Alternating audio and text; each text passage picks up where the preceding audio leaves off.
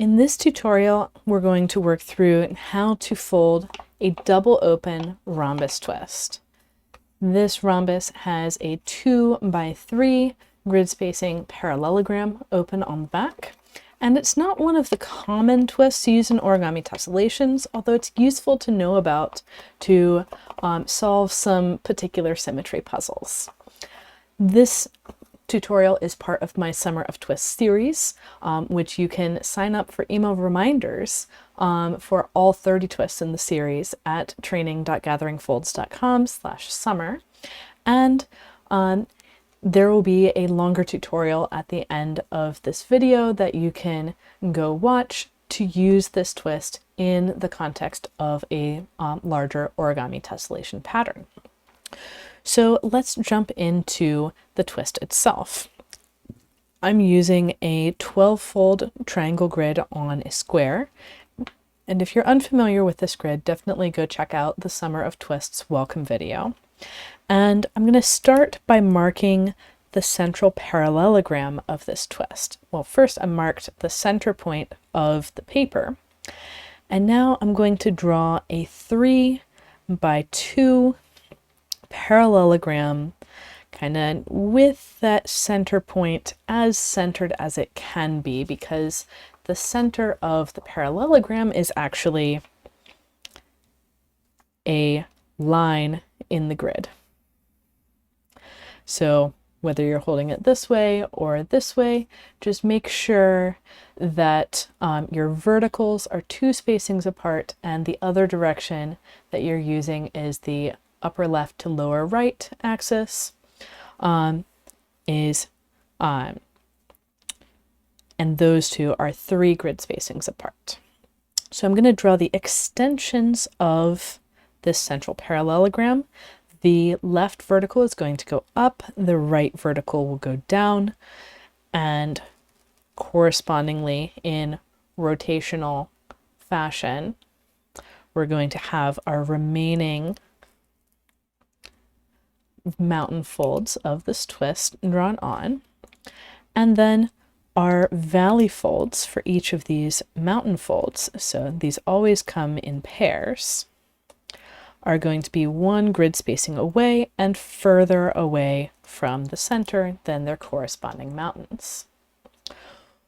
Once we've drawn these folds on to the paper, I can start bringing up one pleat at a time, making sure not to pass the next mountain fold, and work my way around, adding all 4 of these pleats.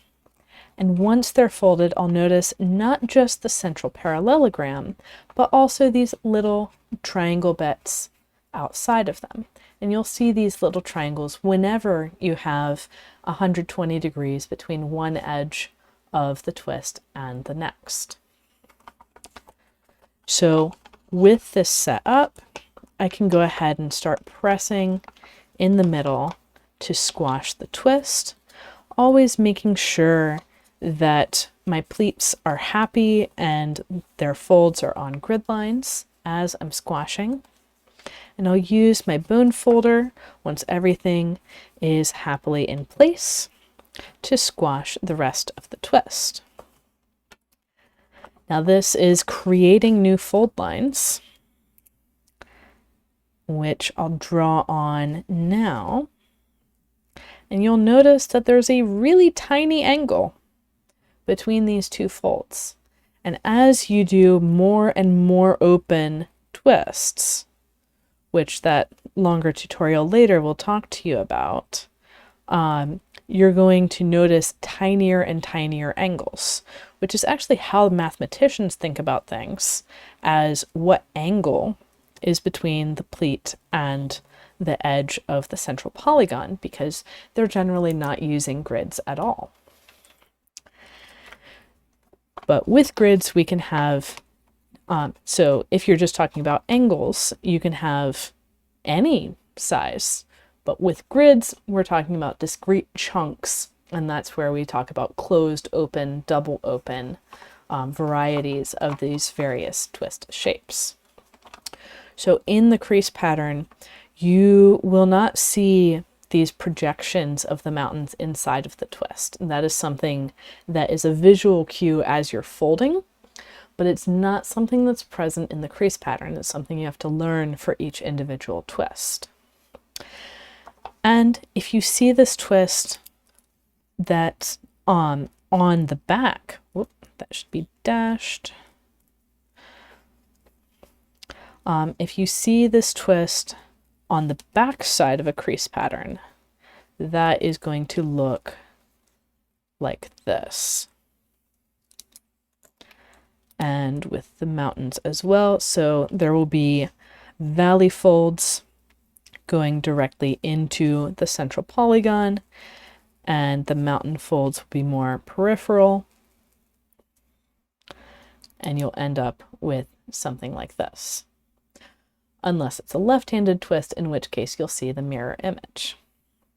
So when you see the central polygon outlined in valleys, you know that you need to flip the paper over to fold the twist from the mountain side. So that's all for this double open rhombus twist.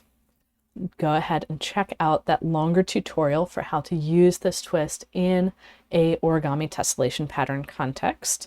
And if you want to learn more about these kinds of twists, check out my Advanced Twist Techniques course. So happy folding, and I'll see you in the next video.